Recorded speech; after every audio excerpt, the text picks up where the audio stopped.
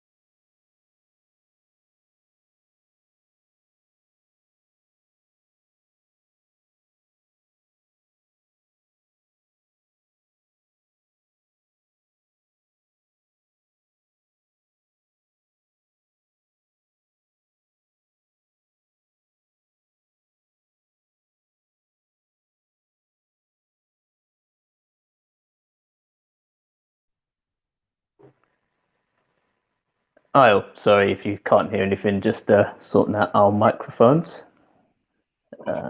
Super. Thank you. The new normal we're in right now. I guess, apologies guys. A warm welcome to all of you. Thank you all for tuning into this great program. My name is Einstein in Tim. I'm a partner at Selhurst Capital. And I want to first of all wish you all a happy new year and give you a warm welcome to our first webinar of the year by Selhurst Capital. This webinar is titled A New Normal, where we'll be hacking and understanding how one can navigate this first digital recession. The whole essence is for people to gain perspective on what is taking place, why this is happening, understanding the downturn, and navigating this new reality that we are in right now. And we're going to delve deeper into the agenda of the program, and I'm going to pass on to my partners who can go deeper into what the session is about. So let's dive straight into it. Excellent. So, hi everyone, my name is Theo White, one of the partners here at Selhurst Capital, and thank you all for joining today. So who is Selhurst Capital? Everything that we do here at Selhurst Capital is centered around our three pillars, which is education, investment, and community. Our vision is to be a vehicle for wealth generation and financial literacy by fostering participation from non-traditional communities. We're also strong believers in giving back to the communities that we've all come from. So on top of our investment on education activities, we're actually building sustainable, enriching, and innovative programs to help nurture the young next generation.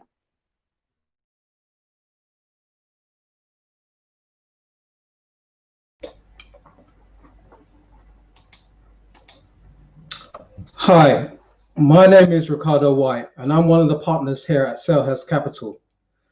And today, you've already heard from a couple of our partners. And during this journey of understanding what it takes to hack the first digital recession, you will hear the thoughts of all of our partners on this important topic. I just want to give you a brief overview of the agenda for the day and make mention of the main speakers. Nico Brooks, our moderator for this webinar, and will introduce the speakers in turn. Einstein, our first speaker, will share key insights on what causes a recession and why we are in the one that we face right now. Adding to this picture, Lukeman will give a comprehensive overview of the financial market opportunities available in what we now call the new normal. Following on, Theo will focus on connecting the issues between our mental well-being and financial health. I will then have a fireside chat with Nico Brooks, talking about simple ways we can gain control of our finances by managing our debt during this economic downturn. Then we'll break out into a question and answer session where you can get specific responses to your questions on the topics covered today. Finally, we'll have closing statements and inform you how you can engage with us on social media, connect with us on our website so that we can keep you up to date with any announcements and future webinars. Thank you for joining us today, and I know the information and things that we share today will be useful tools in helping you to navigate this new normal. Thank you. I'll hand over to our moderator.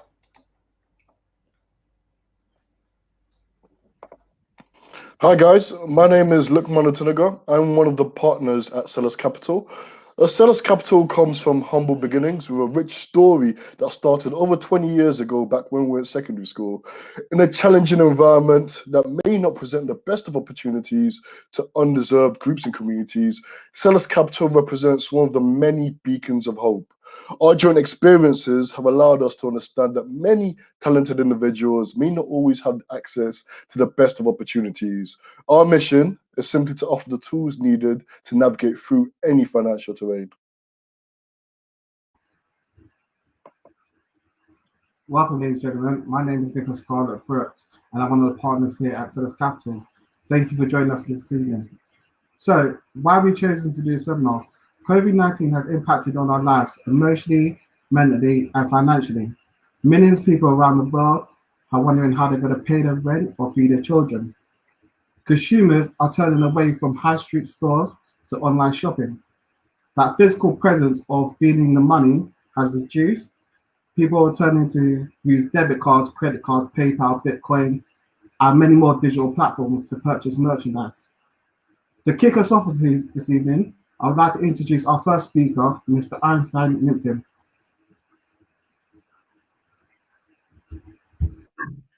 Super. Thank you so much for the warm introduction, Nico. And thank you for tuning in so far. And whether you're tuning in from Facebook, LinkedIn, YouTube, it doesn't matter. Feel free to put your comments and thoughts in the chat feed where you are. And, there'll be a segment at the end of the program for us to answer any questions you may have about us and also about what we just spoken about with regard to the markets, financial recession and more, and what's been discussed so far. So I'm going to dive straight into my portion in my session, which I'm going to specifically talk about exponential technologies and how they drive change, right? My session would focus firstly about talking about myself and who I am, and then how, and the fact that there were existing problems and issues even before this pandemic took effect. And of course, after the pandemic took effect, the causality of what took place there, and highlighting how technology has been the key driver of these changing mechanics in our society, and why we're going to see more pandemics, more chaos, more situations, and even more recessions. And what does that mean for you as an individual, and how you can navigate this new reality we're getting into. So dive straight into it. My name is Einstein, Kofi, and Tim. I'm a key tenet and believer in the power of adaptability.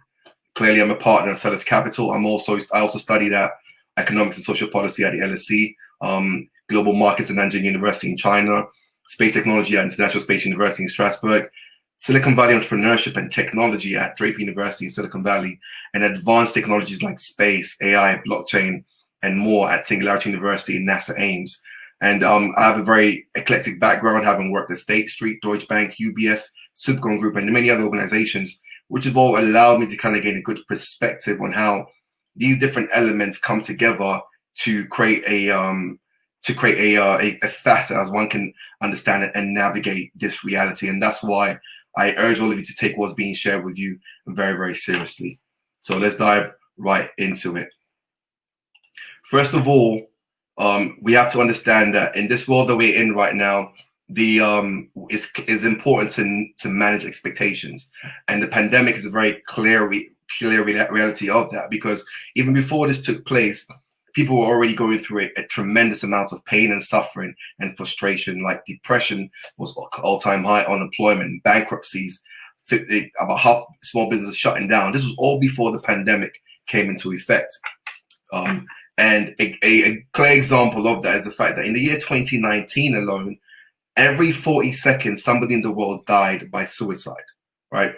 2019, it was predicted that by the year 2030, mental health was going to become the biggest disease globally, with suicide being the biggest killer of people by 2030, right? So clearly there was real issues taking place in the world beforehand. And another example of that is the fact that 2019, we saw record levels of riots and protests all around the world, with London having the women's movement, of course, in Haiti, in Bolivia, in Ecuador, Venezuela, Zimbabwe, USA, Indonesia, all around the world, riots, in France with the Yellow Vest movement. There were real issues that were happening in our society even before this pandemic took place in 2019.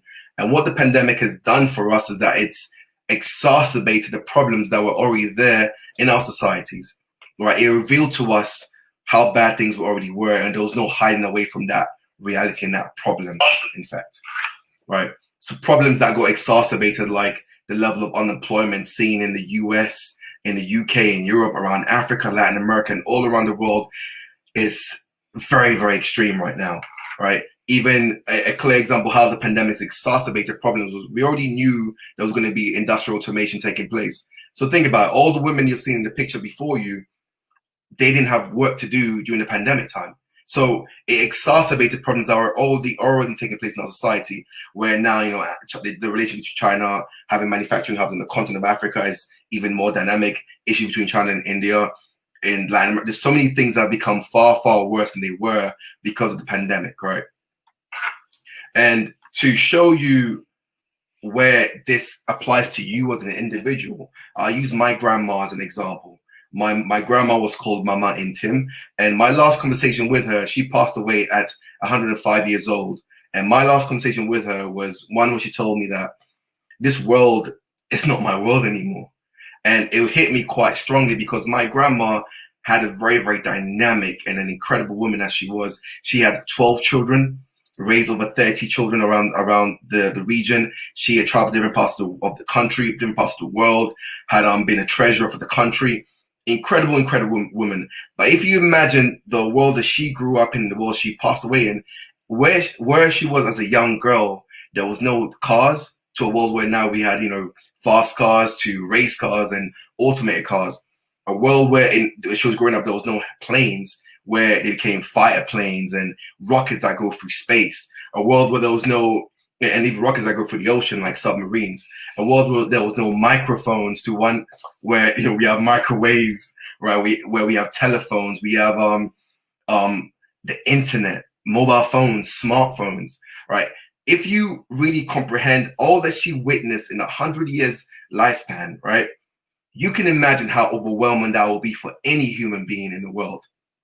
And the truth is that what she experienced, right, we are going to witness that and go through that level of change at an accelerated rate in the next 5 to 10 years' time, because of things like artificial intelligence, robotics, quantum computing, and many others. And I know that reality is very, very overwhelming when you comprehend, because very soon in the next 5 to 10 years' time, our world will be practically unrecognizable to many of us. Right, there'll be, and unfortunately, a part of the result of that will be higher levels of inequality, right? And we're going to see far more recessions come into effect, far more problems come into effect. So, in essence, we were already due for a big recession anyway before this pandemic came about, but it's been accelerated, and that's what we're witnessing right now because of technologies. And I'm going to talk to you, give a few examples of a few technologies that's changing the way the world has become or is becoming. Technology like robotics, where you have these robots that can replicate what human beings are doing, opening doors, cleaning, caring for senior citizens, for example, so even imitating dogs and pets. Solar energy, which has changed the way we go around fossil fuels and oil, with these photovoltaic solar power plants all around the world right now, to satellite technology that's changed the way we connect with one another, right? When you go to the continent of Africa, you don't see many pylons because they leapfrog with satellite technology when it comes to connectivity via mobile phones, where now we have people who are able to send satellites to space that can mine asteroids with resources and bring it back to Earth, to a world where there's automated cars, which is going to disrupt our parking situations, to our truck drivers and our delivery mechanisms. How will that change the world that we're getting into? Even more extreme are things like our foods being modified, whether it's GMO, and going as far to our human bodies and our DNA being modified, where you have situations where we can use CRISPR-Cas9 to edit the human genome, change people's eye colors, people's hair textures. It's radical, all the things that's coming into our world right now that many of us can't even comprehend. People combining themselves with technology, where you can have people having USB ports in your hands and plugs in their bodies. And that doesn't even go into virtual reality, augmented reality, and even mixed reality, where now you can project an inanimate object and touch it as though it is an animate object, right? All these things is radically changing how our world is becoming. And these are just a few examples of these exponential technologies that's driving change in our society. And I can't go through all of them, but I just want you to get a grasp of what's to come and why a causality and why a result of that is going to be more recessions and more problems and issues that we as a society can't really understand or navigate through yet. So of course, the main essence that I need you all to brace yourself, right? Before we had this crazy reality, this random world where we had a lockdown all through 2020, and even now in 2021 in the UK, there's another lockdown. We saw at the start of this year with the protests that took place in Capitol Hill in the USA, where we had the inauguration just yesterday, right? We're going to see even more chaos, more riots, more protests, more issues. And these are because there are fundamental changes happening in our society. And many of us are finding it very challenging, which is why I want us all to recognize we are going to get into a whole new era of a new type of recession, where we coined it the first digital recession, because the only way one can navigate this recession is to tap into this digital medium, to tap into technology and innovation, to properly navigate what's to come and what's already happening in our world right now. But it's not all doom and gloom, right? Because although reality is very different from many of us, and I use this quote by Einstein where he says reality is merely an illusion, albeit a very persistent one, right? Our systems, our way we see reality is going to change right before our eyes. How we travel, how we work, where we work, our personal relationships, how we connect with loved ones, build relationship, how we use social media, even how a pandemic or a disease will spread around the world. It's so much more rapid and so much more radical, right? So we have to learn how to gain a grasp of what's taking place in our world, which is why sessions like these by Selhurst Capital is so important for us to understand what is happening so we can better navigate that reality. But there's still opportunities ahead, aka because of the volatility and the problems happening in our markets, it also presents one of the best buying opportunities that one can get involved in. And I'm a testament to that reality, because in the 08 recession, the credit crunch that took place, right, I was able to get involved in the currency and stock markets and be able to make a little bit of capital that helps support in the payment of my university education. Even right now, for those of you who are stuck at home, you can find jobs no matter where you are in the world. Whether you're, I know people are tuning in from Ghana, from Nigeria, from Haiti, from the US. You can find jobs no matter where you are in the world and work for established organizations or start your own organizations. The same way digital cameras digitized film, the same way Netflix digitized what we knew as Blockbuster, the same way Google digitized the library, the same way Zoom is digitized in-person meetings. You can learn how to better navigate this by tapping into this digital medium we're getting into. And just as in 08, we saw the birth and the boom of revolutionary different business models, right? Like Airbnb, Uber, WhatsApp, Venmo, Square, even LinkedIn and Instagram, which were all birthed in this, in essence of what took place. We're going to see even more business models being created by hopefully people like yourselves and like us, right? Where I believe that in the next 10 years, we're going to be able to call this era the roaring 20s that might uplift our societies and help us to navigate these problems that we experience right now. So all in all, we've talked about understanding what is taking place, why there were problems in our society before the pandemic took effect, how the pandemic exacerbated these problems, how technology is the fundamental drivers behind these problems and these issues, and how we're going to see more problems in our societies, right? But a key part is adaptation. How do you adapt to this new reality, and how can one reinvent themselves? So first of all, you got to figure out what you're doing, what work you're doing, and what you're building, and how can you leverage this digital medium even more effectively. Secondly, understanding what is working well and what's not working. If something is not working, now is the time to stop it, right? And build a realistic appraisal of our world right now, because the key thing I want to also get from this is that it's not your fault what is taking place. So please do not blame yourself. However, you can take responsibility and make a decision to make this year a phenomenal year for you as an individual. Because we all know that sometimes in the throngs of problems and difficulty are also a time period where people can better build something new and create a new reality. And I'll end by using an example of Viktor E. Frankl, one of my best favorite authors of all time.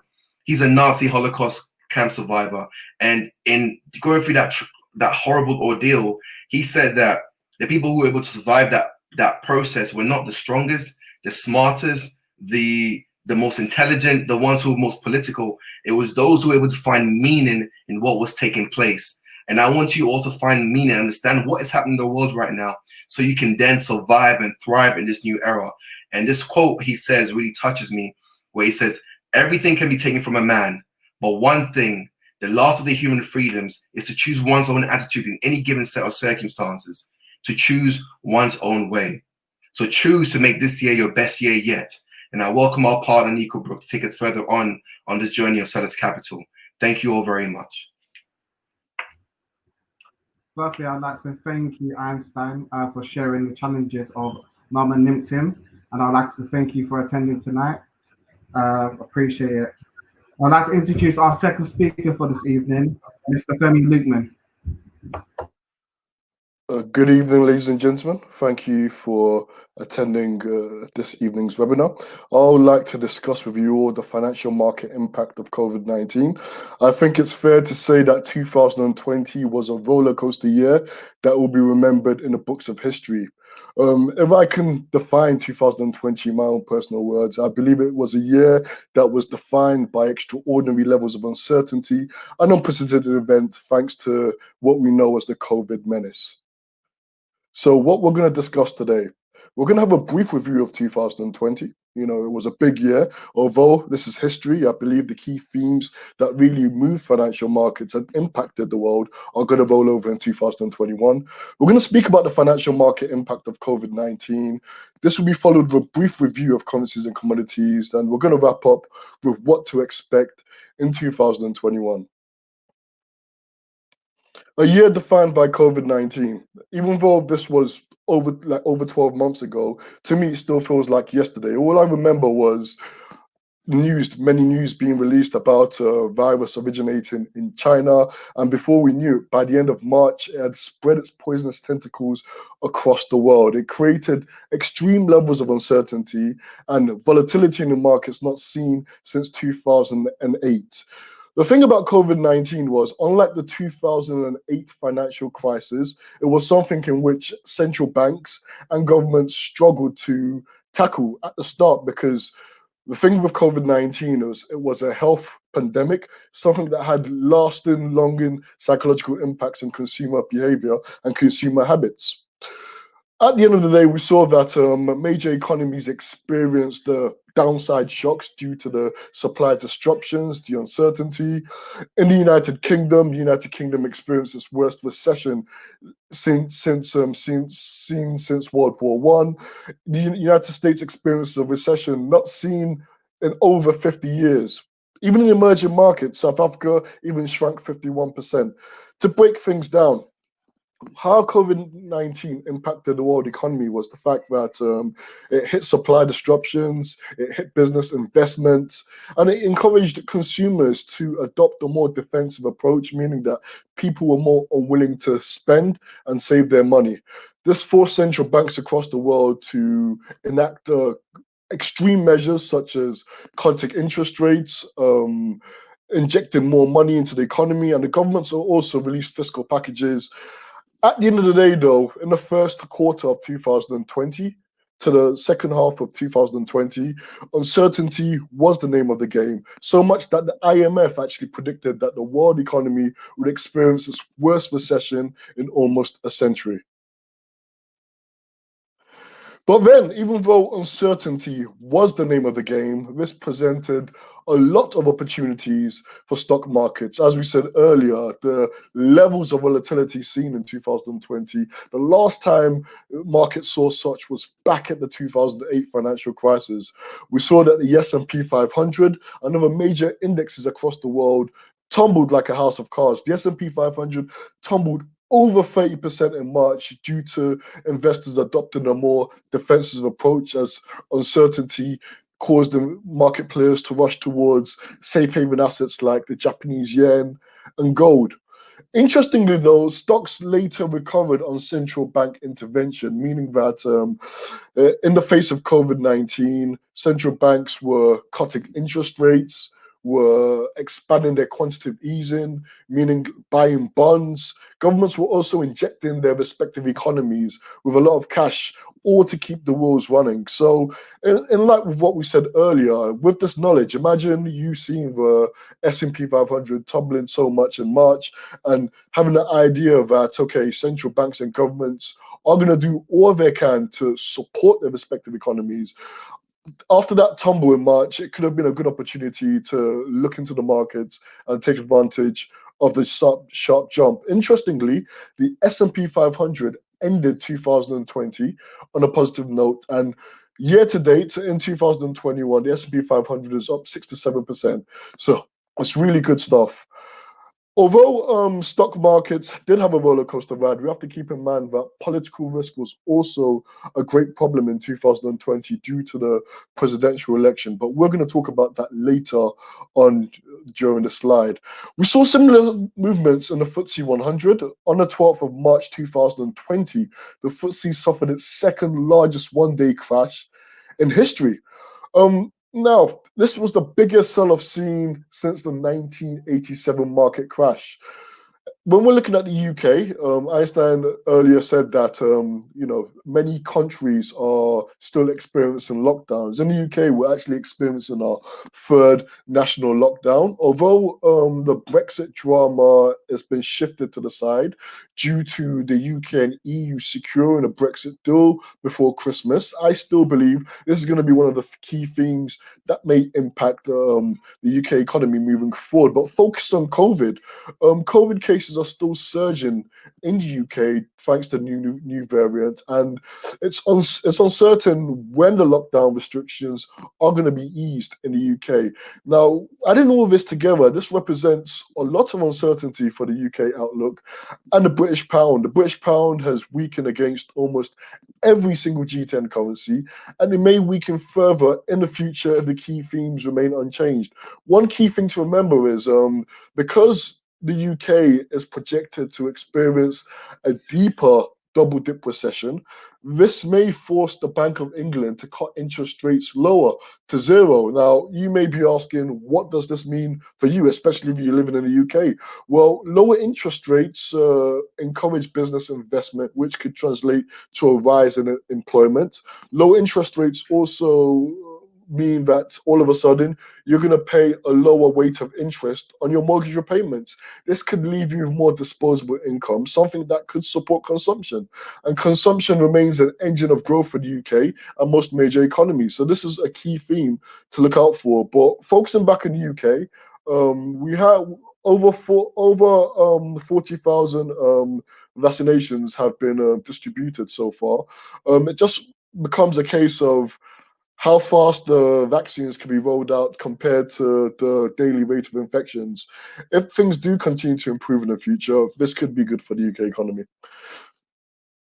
Now, let's speak about currencies. So the dollar was actually one of the many losers of COVID-19. It concluded 2020 dropping almost 6%. Now, the reason why the dollar depreciated was the fact that, as we said earlier, the Federal Reserve decided to leave interest rates low, which reduced appetite towards the dollar. At the same time, when we're looking at the United States, there's been a couple of fiscal stimulus packages, injected in the economy, and this is a supply and demand equation. So the more supply of dollars being released into the economy, naturally this will weaken prices.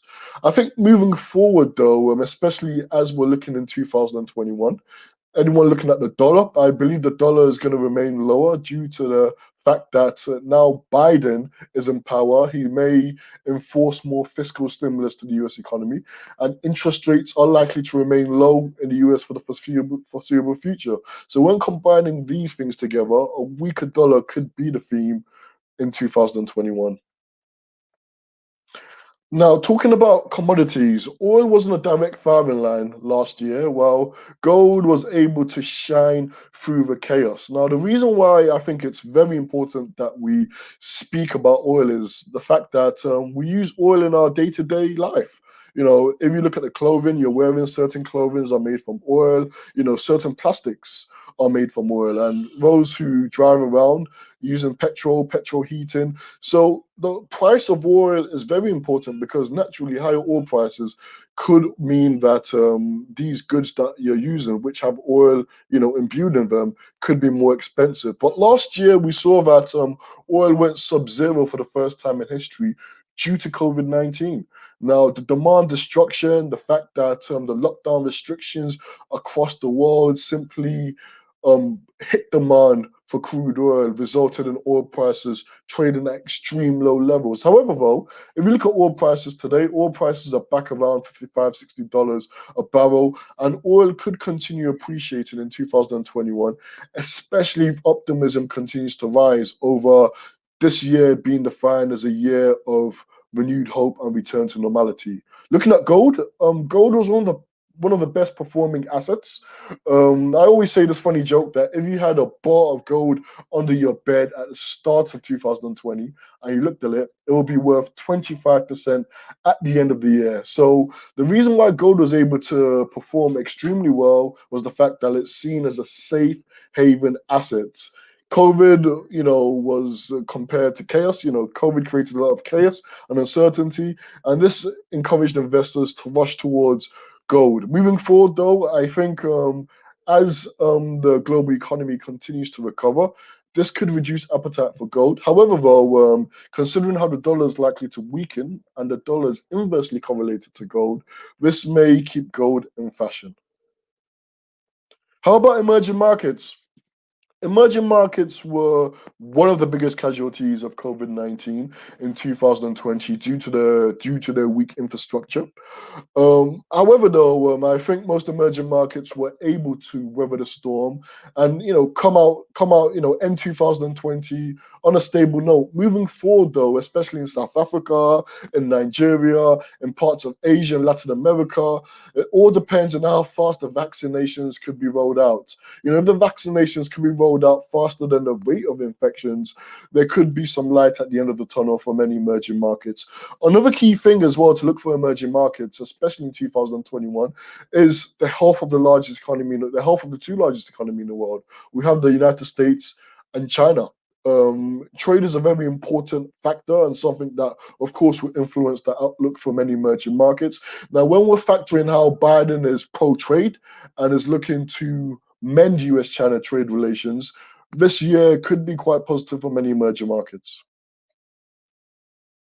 So the global outlook beyond 2020, we've discussed a lot. If I had it my way, we'll be speaking about this for hours upon hours, but I've tried to really compile and sandwich everything in a short time that we have.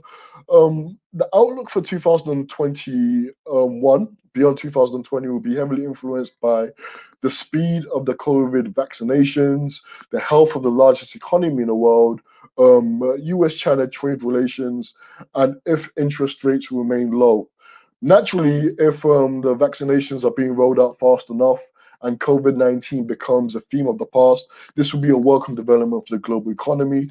Naturally, the two largest economies in the world are in good terms, and trade improves, especially above what we saw in 2020. The ripple effect will not only positively impact developed countries, but developing nations as well. And of course, low interest rates. As we said earlier, low interest rates are likely to encourage business investment. If businesses are investing more, this can translate to rising employment. If people are being employed, they'll have more disposable income. More disposable income will be, which is the engine of growth, will translate to rising economic growth. So while 2020 was a year defined by, as I said earlier, extraordinary levels of uncertainty, chaos, and unprecedented events, 2020 may be a year of renewed hope and a possible return to normality. Thank you. Thank you, Femi, for that. I hope that our viewers find that very informative, and hopefully they can take a lot away from that. Our next speaker for tonight is Mr. Theo White.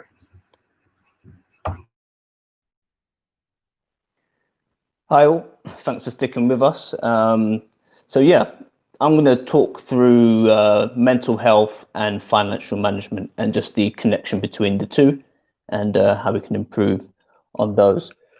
So what I'm going to do today, I'm just going to cover three key themes. So first one will be, what are your finances?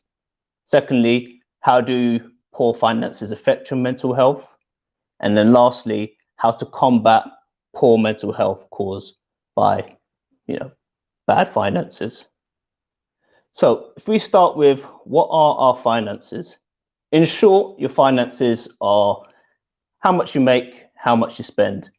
Typically we earn money through our wages, our salary from employment, and our costs would typically consist of, our rent, our mortgage, utilities, any subscriptions we have, communications, mobile phone, broadband, and maybe have a car as well that's on finance. Actually, unusually though, some of the largest part of our costs is our unfixed costs. So talking about our spending here. So how much we're spending on food, clothes, entertainment, those type of things. So now if we move on to how poor finances affect your mental health, this is a vast topic. But for this session, I'm just going to focus on a few key elements that I find most striking. So, when you're under financial pressure, it actually creates a permanent stress. This stress affects our mood and our interactions with other people, and it's usually in a negative way. It's easy to find yourself in a negative loop where the reaction to the cause increases the severity of the stress, which in turn intensifies the reaction, essentially you're in a downward spiral. I tend to find there's three common reactions to poor finances. So one, taking on unsuitable and unsustainable debt to fuel increased spending. It provides a short-term high, a bit of a distraction from your situation, but it doesn't change your reality. Two, something all of us are guilty of, burying our head in the sand, ignoring the issue, not addressing it. And three, we're all human. We're going to feel low. We're going to feel sad. And, sometimes we even become depressed by the situation. All three have the same real world outcome, which is permanency. Essentially nothing's changing. Our financial woes stay the same, or they're going to deepen. And especially when you're talking about taking on debt, you're definitely going to find yourself making that situation worse. So now we're going to talk about how to combat poor mental health caused by poor finances. So one, talk about our relationship with money. Most of us have a poor relationship with money. The majority of us derive positive emotions from spending money. I think the best way to change your financial reality is actually to derive positive emotions from having money as opposed to spending it. It's simple, but it's a fundamental change which will compel you to analyze your finances and look for improvement. If you feel good about having it, you're going to want to have more. You're going to search for ways to have more. Secondly, you need to take control. Look to increase your income, reduce your fixed costs where you can. You've got to be ruthless with your spending. Save where you can, even if it's £10 a month. Here in the UK, we have a supermarket chain called Tesco's. Their slogan is "Every little helps," and that's the truth. Doesn't matter if you're saving £10 a month, £100 a month, it all counts. In life, it's not about how much you can consume, but it's about how much you can retain. Set yourself a simple budget, test yourself against that budget, see how well you can stick to it. The only solution to poor mental health caused by your poor finances is to work towards sorting that situation out. There's no silver bullet, there's no magic pill for it. Not having to worry about money alleviates a big stress in life. Once you're on top of your finances, then you can look at how to increase the gap between your income and your costs. And when you solve that, you can start to look at investing any surplus that you have, see if you can gain passive income. Ultimately, life's hard enough, even if you don't have money worries. You can't control the people, you can't control what happens around us, but we can control how we interact with our money. So what I'm going to do now is just move on to some financial management best practices. So number one, understand your income and your outgoings. So the truth is most of us bury our head in the sand when it comes to our finances. We don't want to address it. Sometimes it doesn't feel good. we're willfully ignorant. I think this is the worst mistake you can make. Whether we like it or not, our finances do dictate our daily lives. It's simple to understand your finances. It's just a matter of working out what comes in, what goes out, whether that be each month, each week, daily, whatever, fits your circumstances best. Build yourself a simple model. Build yourself a budget and control your spending. Again, just listing out what do I have coming in, right? I earn X from employment. If you have any other residual income, then listing out your bills. I pay this in mortgage, rent, blah, blah, blah, blah, blah, blah, blah. Really simple. So next, be honest and rationalize your costs. So what do I mean by that? Simply, it's a process in which you interrogate your income and your outgoings. Maybe thinking why I say honest, this really just relates to your outgoings. But when reviewing your outgoings, you need to be very black and white about which ones are mandatory and which ones are nice to haves. Mandatory costs are things that we have to pay no matter what. So we're talking about mortgage, paying your rent, paying your utilities. These are fixed costs that you can't get away from. Nice to haves, these are things that we know they're not mandatory. We're talking things that we've optionally included in our monthly expenditure. We're talking about Netflix, gym membership, a nice car on finance. We don't need them, but they're part of our costs. Hardest thing really is actually to be honest with how much we spend. My piece of advice: look through your bank statement, your credit card statement, and I try to identify common themes within your spending. Are there any items or activities you can cut back on? Are there things that you're spending money on that they're not needs, they're wants? And again, sometimes we can convince themselves, I need this, but the truth is we just want it, and that would be not mandatory. Ultimately, what we want to do is unbalance our finances in favor of our income. Think of an old-fashioned scale with income being on the right-hand side and your costs being on the left. Which side's heavier? Our aim should always be to have our income outweighing our costs. So how do we do this? So start with our income. It's a harder one to tackle, but it's an aspect of our lives that all of us are striving to improve. Easiest way, relatively, is to increase our earnings from employment. If we own our own business or we're running our own business, how can we, increase our revenue, maximize our profit margins? Do you have any skills or hobbies that you have? Can you monetize any of those things to earn additional income? And if we're fortunate to have money, how can we invest that money so we can generate a passive income? So what I'm going to do is just look through costs, typical costs that a lot of us have, and sort of talk about how we can address those. So first one, biggest one for most people is our rent or our mortgage. Sometimes we feel like this is kind of you haven't got a choice in the matter. But my advice is don't ask, don't get. So, can you reduce these? Negotiate with your landlord on rents. You can negotiate with your bank. Can I get a better interest rate? Can I remortgage to get a better rate on my mortgage? If you don't ask, you don't get. And what's the worst case scenario? They're going to say no. But believe you me, if you need to reduce your costs, someone would rather have you being able to pay than not pay. So always ask. Utilities, simple one. Are you on the best deal?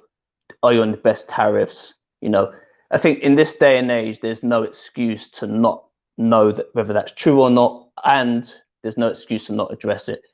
There's price comparison websites everywhere. In the UK, we've probably got about 3 or 4 with catchy theme songs that we all know, and I'm sure there's variations in every country for all of you guys who are here from not in the UK.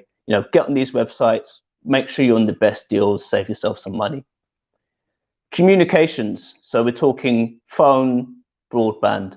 This one's a funny one for me, just because how I look at stuff, but mobile phone is usually one that I see a lot of people overspending on, right? So, be honest, how many of us want the new iPhone 12, the Galaxy S21, whatever it is that you're into, right? I can only use UK pricing, but there's people here paying 70, 80, £100 a month for a phone. You know, do you really need to spend that much on a phone? Can you do with a, you know, a mid-range phone? Is it still going to do what you need? Yes. Are you going to pay less? Yes. You know, don't overspend on these things. And if you're on broadband, again, can you get a better deal than your current service? Subscriptions, another one. So how many subscriptions do you have? Have you got Netflix, Amazon Prime, Disney Plus, Now TV, all the other myriad of these services that exist out there? But be honest, how many of them are you actually using? How many do you watch? Can you get rid of them? You know, if you're not using it, don't pay for it, you know? And I think look for free versions of things. These days, there's a lot of free versions or alternatives to these things as well. So, you know, be honest with this. I did this myself fairly recently. You know, I had, like I said, the Netflix, the Disney Plus, so on and so forth. And I actually sat and looked at it. I only was using one or two of them. So I just off the others. So definitely do that. Another one, this one, again, touchy subject depending on how you feel about it, but a car. So really what I'm saying here is my belief, your car should be representative of your financial situation. So what do I mean by that? You know, everyone wants to drive a nice, expensive car. We're all human. We want to look good, drive something good. But is the cost of that vehicle really worth it? Yeah. So if you've got a nice car on finance, do you really need that nice car on finance just so you can feel good? Is it worth the financial burden? No, be honest about that. Do you need the car? Full stop. That's another question you can ask yourself. If you're in a financial bind, maybe just go without for a while till you can sort yourself out. But if you need a car, you know, I need this, it impacts my daily life. If I don't have it, I can't get away from it. But what can I do? That's fine. Can you have a less expensive car? If not, can you find a car with better fuel economy? So maybe your car costs are fixed, but can you actually sort out your fuel consumption so that your ongoing costs are going to be less? Like I said, base principle, drive what's in line with your finances. Spending, this is a big one, all guilty of it. Usually the hardest one for us actually to tackle, but it's critical to changing your financial situation. How much are you spending on non-essentials? You know, do you have a clothes obsession? You're buying fast food all the time? Are you constantly going out to restaurants to eat, going for drinks, all the different things that we spend our money on? You know, let's look at those things, cut back where we can. Yes, it can be difficult, but this is a really easy way to turn around your finances by controlling the things that we have control over, such as our spending. And I'll close out on credit cards. You know, whether you have a credit card or not, I don't think it's necessarily a good or bad thing. But my advice is, if you have a credit card, pay it off in full every month. You know, don't do minimum payments, pay it off in full. And I think if you're in a situation where, okay, I've already got a credit card, you know, I can't afford to pay it off, what do I do? My advice is cut it up. Stop using that, because all you're doing is continuing the cycle. Stop using it and just pay it off, pay it down, and get rid of that debt. So I say all of this to end really on the ultimate aim. If you're not feeling good due to your finances, you need to sort it out. And the end goal of that is to build surplus. So when your income is greater than your costs, you can begin to build surplus. Surplus means you can save, and saving means we have the ability to protect ourselves from economic adversity. And with enough savings, we can, you know, start to build wealth, invest. And I think it's really important. You might be thinking, oh yeah, how does this tie into the whole theme of the event? But if you look at all of the previous speakers, what we've been talking about, you know, we're in unprecedented times. People have been hit, people's wallets have been affected, people's lives have been affected. So I'm hoping some of the things I've discussed here, you know, you can use those tools, maybe give you food for thought to interrogate your own finances. And yeah, hopefully it's helped. Thanks, guys. If you have any questions, chuck them in the comments section, and obviously we can address those at the end in the Q&A. Thank you, guys. Thank you, Theo, for that, for tackling a subject like mental health. You know that it's been highlighted even more due to COVID pandemic. So just once again, thank you for that. I would like to introduce our final speaker for today, Mr. Ricardo White.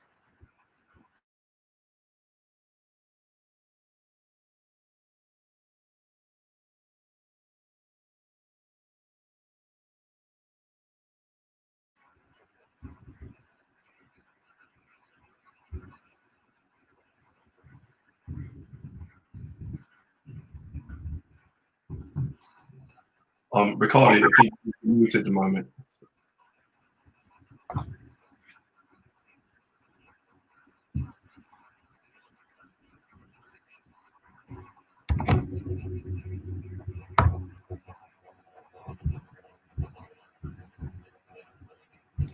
Sorry about this, guys. Here we go. Are we ready? Are we okay to go, guys? Yeah, go for it. Okay. Hi, guys. Again, it's great to have you here. And it's interesting that the other speakers spoke about the overall picture. Again, with Lukman, he gave a picture of the economy. And then Theo, what he did is he spoke about basically your finances as a general. What I'm looking to talk to today with Nico, as we discuss this, is what happens when you're actually in debt. So you're in debt, and really looking at some simple approaches to put you back in control when you're in debt. Again, Nico is a good friend of mine. So Nico, I hand over to you and we'll have a chance to discuss this with the people watching. Thank you, Ricardo, for having me. I think the best place to start is, what's your interpretation of debt? How would you interpret that? Yeah, I think for me, the simple way of looking at debt is if you owe a person, you owe an organization, or you owe a company money, then in that situation, you'd be in debt. Many people are worried about what sort of paying rent. What would you say would be the worst debt to pay? Look, I think any of us who find ourselves in debt find ourselves in a very difficult situation. Again, if you have a number of debts, it's really hard to work out, what should I do? I have these debts, how should I handle them? Well, for example, there are different types of debt.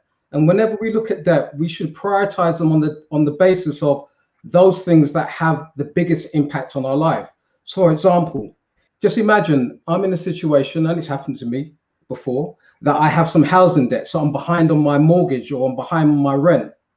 I also, again, I may have had an incident with my car, and I find that I have some court debt that I need to cover. Again, I'm in a situation where I'm in debt. I have utilities, gas and electricity debts, and other debts that I'm falling behind on. And I may have some consumer debt, like a credit card, that I'm unable to pay. So you have all these debts, and you're thinking to yourself, which one should I deal with first? Well, my recommendation is always look at those debts that are impacting you the most. So if you have mortgage debt or rent debt, then you're looking at your home, your abode, your safe place, the place that you go to relax and recuperate. So that is the first debt that you should make sure that you address: your mortgage debt, your rent debt. Now, the great thing is that the government have been supported during this COVID period, whereby if you fall behind on your mortgage debt, you actually can speak to your mortgage provider and they will be willing to give you a payment holiday or even reduce your monthly payment.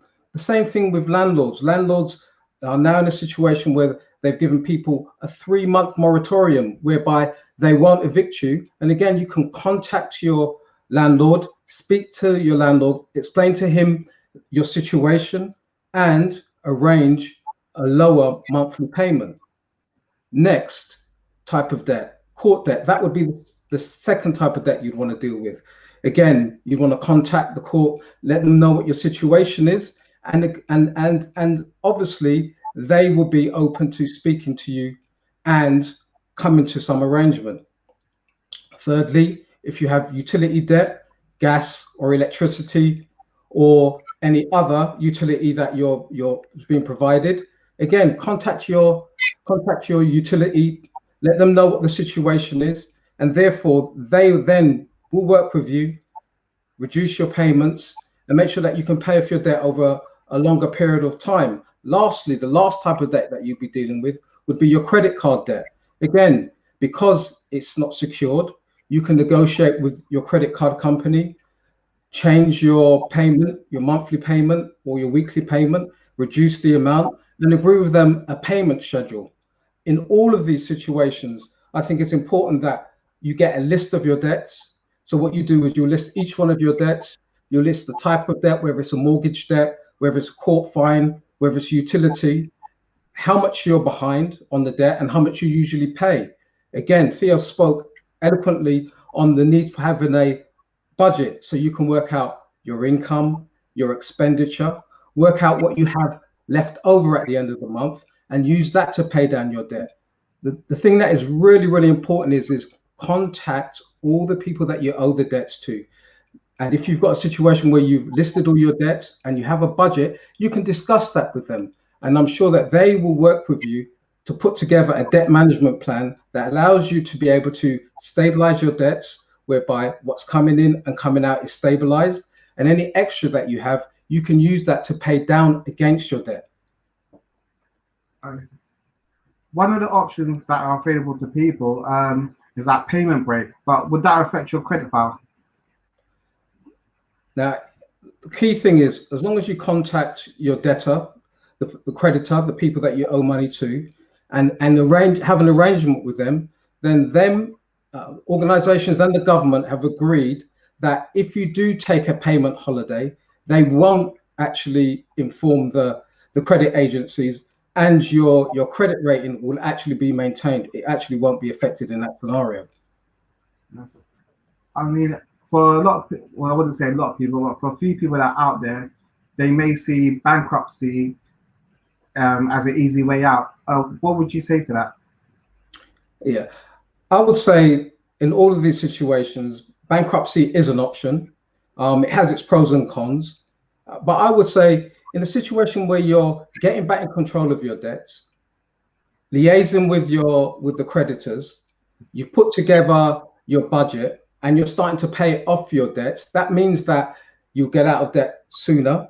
And over a period of time, you will stabilize your finances and in the future be in a situation where you can move forward. I think the advantage of a bankruptcy would be that all of your debts would be wiped off. However, for the next 6 years, you won't be able to take out any credit. You won't be able to have a mortgage or change your mortgage. You won't be able to buy anything on credit at all. And that will last for 6 years. And that can stop you from opening a business, getting funding. So even though it write off your debts in the short term, in the long term, that's 6 years where you're going to be stopped from moving forward. So yes, it's something that you can do, but my recommendation is that bankruptcy should always be a last resort. Thanks for that. So touching on one of the things we spoke on earlier, a lot of people would say that they don't want to pay, but obviously their dress.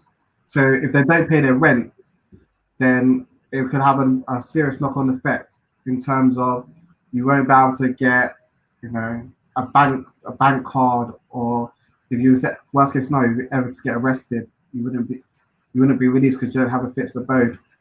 What advice out there would you give people? So I know that citizen advice is there, but what else would you recommend to help us?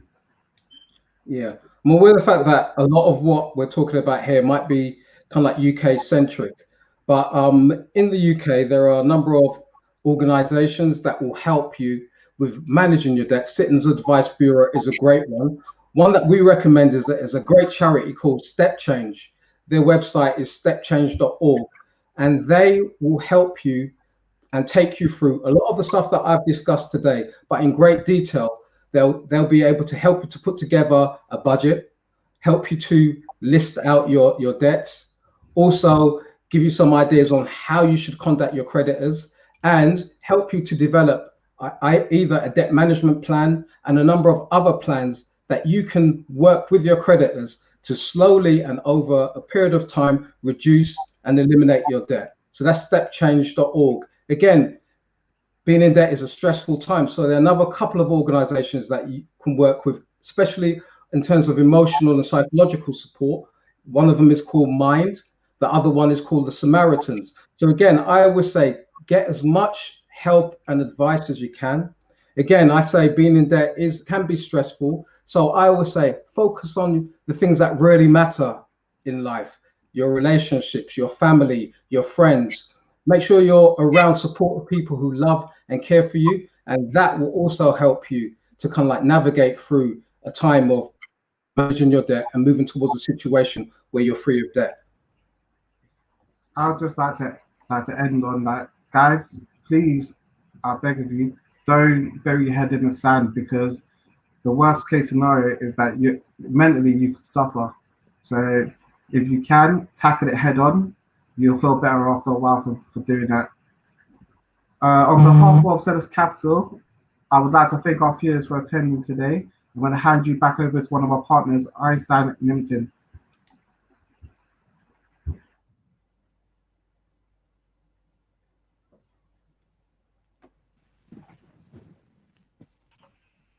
Super. We're about to go into the Q&A portion of this great session. So I know some of you guys have got a few questions, so please, we've heard this program for the past few hours now. So if you have any questions, feel free to put in the chat feed, whether you're tuning in from YouTube, from Facebook, from LinkedIn, from all the other platforms.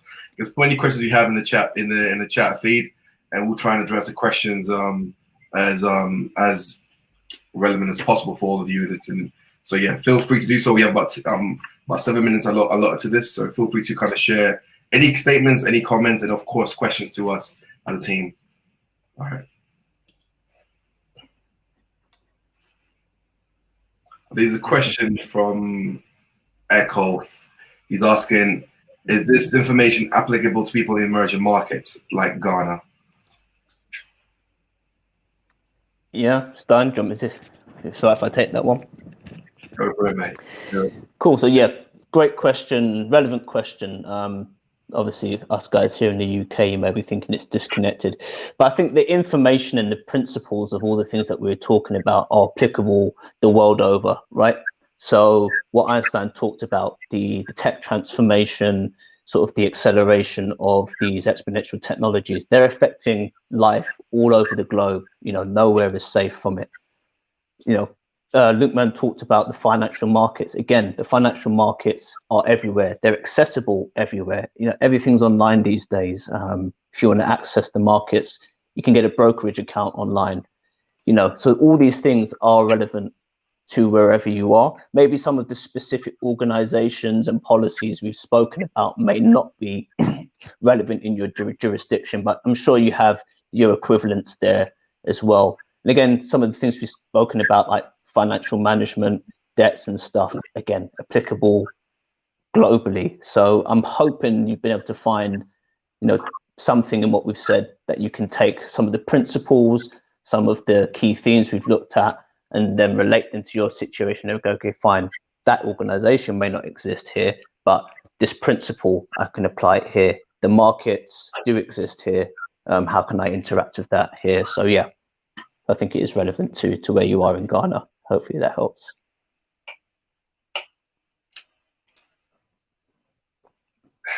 Super. Christine's asking the question, how can people learn about technologies that are affecting the job market to upskill themselves? Super. I'll take that one. Truth be told, the main thing one can do to learn about technologies is to be on programs like these, right? It's important to like find out what's going on in the marketplace and participate first of all. So I'm glad you're clearly participating, Christine.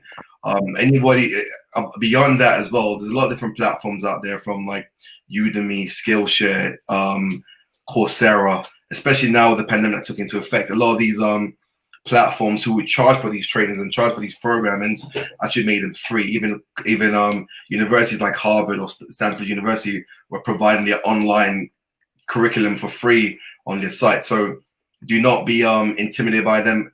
To log in some of these programs and just do a course about digitization, about online business, about social media, about just technology overall, and learn about different types of technology there are. The beautiful thing about the world we're in right now is that things like AI, blockchain, space, nanotechnology, virtual reality, these are also very nascent fields. So you can go in and learn and become an expert in less than a year or 2 years time, which can make you more competitive to the global marketplace that you could not do so if you're going to learn something like law, for example, which is a great field, of course. All right. So be active, be proactive and pick something that you yourself are quite interested in as well. I'll pause there. There's a statement by Yetunde Macaulay. She's asking, she would like some further information about opportunities to build passive income. All right. Cool. Who wants to give their secrets? Okay, well, I'll take this one if no one's willing. So it's a great question, and I think it's a relevant question we should all be thinking about. So, you know, there's no silver bullet. There's not do this, you build passive income, but let's just go through the things that you can do, right? So let's start with something that's quite widespread. It happens everywhere. If you've got money, property is always a safe investment, right? Can you buy a property? Can you rent that? There's residual income right there. Again, if you can buy property, take advantage of things like Airbnb. That's another great source of income. And actually, if you have an existing property that you live in and you've got a room to spare, Airbnb. So there's a lot of ways to get passive income, even without having to get something new to acquire it. You can use what you already have. If you're someone who's sort of market savvy, you may be interested in the financial markets. Trading in terms of buying and selling, that's more of a market activity. But in terms of passive income, if you own stocks, certain stocks actually pay a dividend. So give you an example, you could buy shares in a company like ExxonMobil, Chevron, Apple, Google, Facebook. These companies pay a dividend to their shareholders. So if you have money that you can invest in companies, in stocks, and you can receive passive residual income through the form of dividends. There's so many things. I'll just mention one more thing. Sovereign debt. So this is sort of government debts. It's called bonds, gilts, treasuries, depending on where you live in the world. But everyone issues them. Again, they're available in a lot of banks. They actually offer you opportunities to invest in these things. Just go into your local bank. So again, you invest into it and they pay you, essentially they pay you interest, which would be residual income for you. And, lastly, I said it was the last one, but one more, put your money in the bank. If you're lucky to be in a country where there's high or reasonable interest rates, just keeping your money is going to give you residual income. And I think I'll just close this off by saying, everyone has access to the internet. You're all on this webinar, so you definitely do.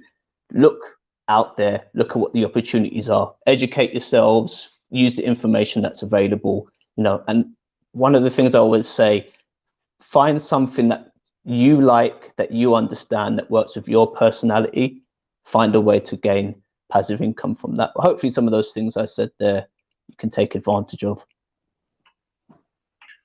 And that's super. And just to add to what Theo just mentioned, great, incredible points. And this is why this session is so important, because we all spoke about different things, right? In order to be able to build passive income, you have to have income, right? And have some savings. So AK Theo's session was all around how do you navigate your personal finances. So learning from that and having a strong personal financial situation, like Femi was talking about, Luke and I was talking about the global markets and the stock market and the currency market, oil market, knowing what's taking place in the world so you can be abreast with it. And like I was mentioning about, the causality of the recession, knowing the kind of market you're in so you can get involved on a very, very smart level. But thank you for that question. There's another question by Letitia who's asking, how can one start investing this year, even with small savings?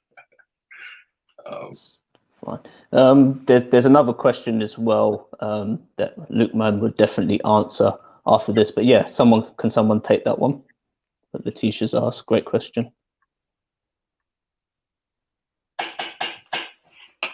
Stein, do you want to take that one? Because obviously you spoke in your presentation that you had some dealings where you helped yourself out for university, so that might be something you could just speak on? Yeah, I would say, how can one start investing this year, even with small savings? I'd say the biggest investment you can make is investment in yourself, right? First of all. And the whole point is that if you can upskill yourself effectively enough, especially in the world we're going into, you can then be able to make more gains. AKA right now, if you learn things around social media marketing, about design skills, around website development, around even research, report writing, you can make these gains. You can use these as skill set to make more money and offer your services on platforms like Elon's, Fiverr, so many other platforms. People are always constantly looking for to hire people in that way. So that's the most essence of what I'll say. Invest in yourself, and then things like maybe how do you work with other people? Because maybe if you don't have enough to get started in the fields you want to get started, because whoever's, Letitia, if you're asking this question, it means you probably already have an idea of what you want to get involved in, and you might not have enough to do it. Can you work with a group, a collective, or a partnership network? Who do you know and who do you recognize you can trust, and just start talking with them, and maybe you guys can get involved on a collective basis, right? So sometimes you don't have to go into it all alone. You can work with people to help you get involved in ventures that you might not have enough to. But it's just about being skillful and scrutinizing the right people you get involved with in many ways. On that note, I'm actually going to pass it on because there's a question from Echo to Lukman. The question says, "Hi Lukman, I see you have a Nigerian name. Are you optimistic about Nigeria? It had a very tough year last year, and how will you encourage fellow Nigerians dealing with bias in the financial field?" Okay. Hello, Echo. Pleasure to meet you. That's a very interesting question. Yeah, I am Nigerian. A little background. For me, I was actually born in Nigeria. I came to the UK at the age of 3-4, but I do try to go to Nigeria every quarter, so I'm still in line with my roots. Yeah, 2020 was a very tough year for Nigeria. It officially entered a recession in October, its first recession in 5 years. Nigeria, unlike other emerging markets, was hit by not only COVID-19 and the disruption created, but low oil prices. Earlier in the presentation, we spoke about oil prices, how it went to sub-zero. Now, given how we know that a handsome chunk of Nigeria's government revenues and export earnings come from oil, it only made sense that the nation experienced a steep recession. However, though, in light to what you said, there is still some hope for Nigeria. The government is taking actions to diversify away from the chains of oil reliance. And when you look at Nigeria, there's got a population of roughly 200 million, a youthful population, fertile land. So when we're speaking about diversification, especially to agriculture, this could be a positive, a positive way for Nigeria to go. In regards to dealing with the bias in the financial field, there's actually a growing level of optimism over, trading, especially in Nigeria. It's seen as an emerging market that it's really coming up. And when we're talking about trading the financial markets, looking at stocks, looking at commodities, things are actually improving. And, if Nigeria is able to really surprise the global stage, especially in 2021, things could only get better for the largest economy in Africa. Thank you. That's super. Thank you very much for that. There's a question to actually, I think I got misunderstood Nico's name. It's to Nico, which is as a moderator being the glue for this organization, what advice would you give a person trying to bring a group of people together for a group cause? Like, how do you bring a group of people together for a cause? That's an interesting one. Okay. Well, that's a good question, really. It's more about the collectivity of the group you're working with. I mean, we've all contributed and all glued together and put our own information, our own time into this. So if you're working with a great team, it goes a long way. So I wouldn't say I was the glue. I would say I'm a part of it. It's a joint effort. So I would say if it's something you're looking to do, make sure that you pick the right people that are willing to work and put the dedication into it. Super. There's a question. I mean, I think we don't. Time is running quite rapidly, so I think we take about two more questions, and then we can go from there. It's a quick one from Onam asking, how can I get more information about how to join Selhurst Capital programming? And Onam, there's a very quick answer there. We'll give you an email you can reach out to and ask questions. Of course, we have a site there too. Education@selhurstcapital.com, and the website is selhurstcapital.com. And there will be, as you register on the program, and there'll be more updates and further programs that are going to be coming up that will update people on. So of course, there's a quick answer there. There's a question from Benjamin asking how these advanced technologies can be affordable, accessible, and create opportunities in Africa. Does anybody want to take that? Oh, I think it'd be good if we would give our own input on that one. Is that a good one? So I'm just going to talk on just from a personal note, right? So the internet really is the biggest driver for all of these things, the connectivity. So here's a perfect example. Einstein spoke earlier to, upskilling and being able to enter the digital economy with digital skills, with skills employers want, using things like Fiverr.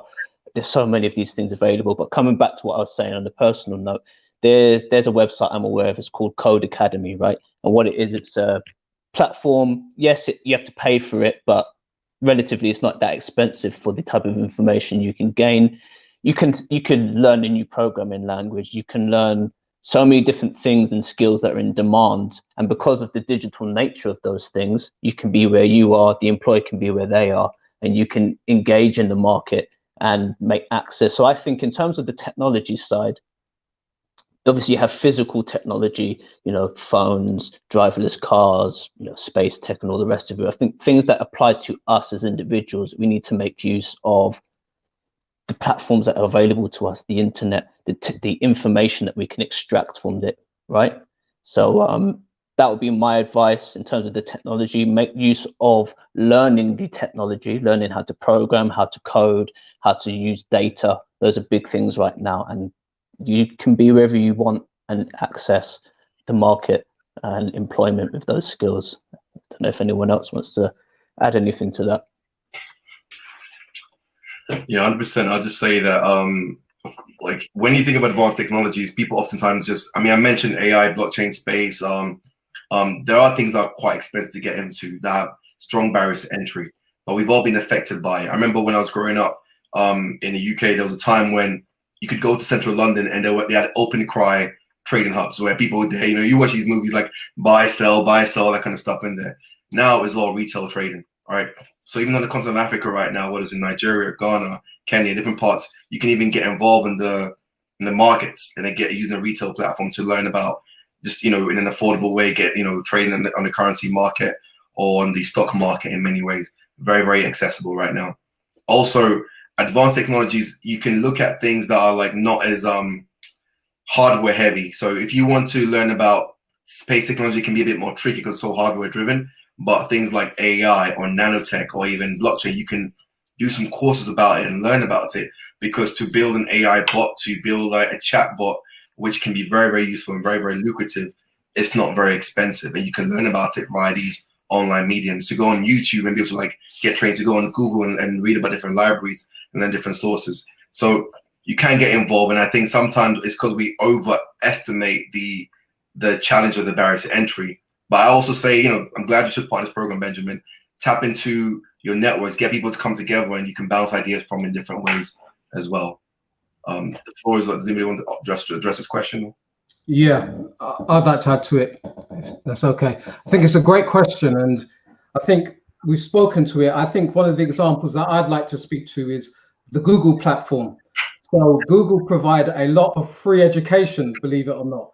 So if you pick a subject, and Tim just spoke about AI, Google will actually has a set of AI online learning tools that will take you from beginners in AI all the way through to pre-data science level. So if you go to Google and you check out AI, they've got a number of free courses that will take you from the beginners level all the way through the machine learning process, so that you can learn that. And then they will, depending on how good you are, actually have some kind of like programs to see whether they can link you up with different projects. Now, a lot of these are open source, kind of like what we call charitable projects, but it would be a way for you to almost get a free internship and actually move forward with those skills. So check that out on Google. That would be one that I would recommend. If I could just quickly add to that for the final point, that was a great question, Benjamin, again. Personally, what I would do is I would first identify the modern technology that I'm looking for, and then find out if we can, for example, if you get into the stock market and find that company that is probably doing a component of that AI and then investing in that way. So if you could identify the modern technology and then identify what company is starting to progress in making that happen, that's one way of getting into it and trying to take it over to Africa. That's super. I believe there's one more. We have actually this question by Adebowale asks around the online financial trading and can we educate him on some of these opportunities, right? I mean, I know Femi's definitely, I mean, Lukman's definitely got some strong insights there. I'll just simply say that we overestimate, you don't have to get involved in a big way. Just, again, start with what's, on the internet you can learn about. There's so much content on YouTube, on Google, and build a body of work. I think some of the people are very, very quick to want to just dive right into it. So build a body of work, gather information, understand it to a better level, and have a network of people you can bounce ideas back and forth so it can help temper any kind of greed activities or any fear factors.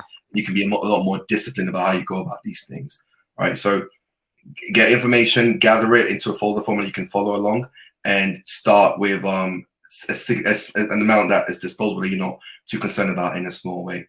But yeah, I'll pass on to Lukman to share his thoughts on this question. Certainly, Einstein said some very valid points. Yep, literally, take step by step. You've got to learn to crawl before you try to run to sprint. It's not something that is going to happen overnight. It takes time. It's a continual learning curve. You're learning every single day, because when we look at financial markets, be it stock markets, currency markets, commodity markets, no 2 days are ever the same. So that's a very important thing. Practice also is very key. Most people start to practice on demo accounts, but it's always good to practice on a small amount, money that you are willing to lose. At the end of the day, when you're looking at financial markets, especially trading the markets, it's heavily psychological.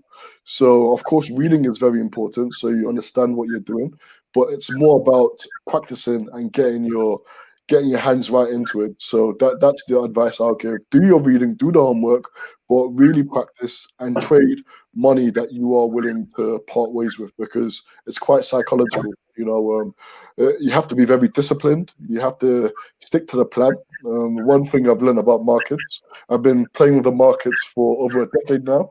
Markets are very uncertain, very volatile, and the market does what it wants to do. So I think once you can respect that and understand that, you may have your trading strategy, but the key thing is to always stick to the plan, even if things do not go in your way. That would be the first key step to really understanding the markets. Super. Thank you. I don't think we've got anything to add on that. We have one last question for the day, and then we can close the session and webinar out. The question is, Yatunde, yes, we see your question. Feel free, guys, if the other question has not been addressed, just email it to education@selhurstcapital.com, and we'll try and answer it, in due course. The question is from Echo asking, when do you think we're going to get out of this COVID-19 pandemic, and when will things change? That's a very, very big, broad question, but I understand where you're coming from. I think we're all very frustrated with the way things are. People had big plans, but the whole point of this whole presentation, at least my portion, was to highlight that we don't need for things to change.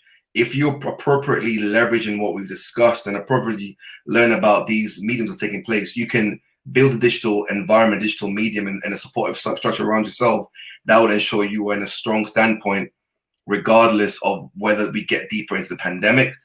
And as I mentioned, there's going to be more issues like this, more pandemics, more more recessions taking place. So the most important thing is not when will the world change, but when will you change as an individual to better grow in this medium and do better for yourself and for your families and your wider network.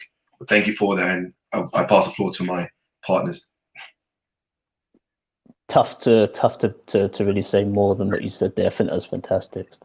Yeah, invest in yourself, I think, really is probably the key theme of this entire webinar. It all starts from you. Anybody else, or are we good? All right, super. The email is education@selhurstcapital.com, and we'll get onto that. And guys, as we mentioned at the beginning, Selhurst Capital is all about empowering people from communities that have been traditionally left out of these financial markets, financial opportunities. And our motto is pride for our past, passion for our journey, and purpose for our future, right? And that's why we've gone about to make sure that we did a lot of due diligence to ensure that the content we're sharing with all of you is very important, is very pertinent, is very relevant to what's being to the world that we're in right now. And so the origin of the company is a group of men spanning different generation next to the millennial generation, with a theme to understand what's taking place in the world and how one can better navigate. And as I mentioned, to the question that Echo asked is not how can the world change, but how can you change and how can you adapt to the world that's right before you, right? So please, if you can, take that motto to heart, understand what's being taking place in the world, and do better to understand what's happening, and aka tapping into platforms like these and sessions that are going to be coming forth. So with that being said, I'll quickly say a big thank you to all of you joining into the session, especially those who stayed on for the entire program. I know it was quite some time. A big thank to my fellow partners, of course, Nico Scarlett-Brooks, Ricardo White, Luke Monotunaga, Theo White, and myself, and the wider team who were helping with the administration of this program itself. So we're Selhurst Capital. We are on, LinkedIn, Facebook, YouTube, Instagram, and feel free to go on our website. And if you have any further questions, as is on the screen, education@selhurstcapital.com is where you can get a hold of us to answer any further questions. And we'll keep you updated about further programs that will be coming on, and even our periodic blog updates that will be shared to all of you. So a big thank you. Stay positive, stay encouraged, and this is the time that you can use to make this year your best year yet, based upon what has been shared to all of you. So thank you all very much for your time and your energy. Goodbye.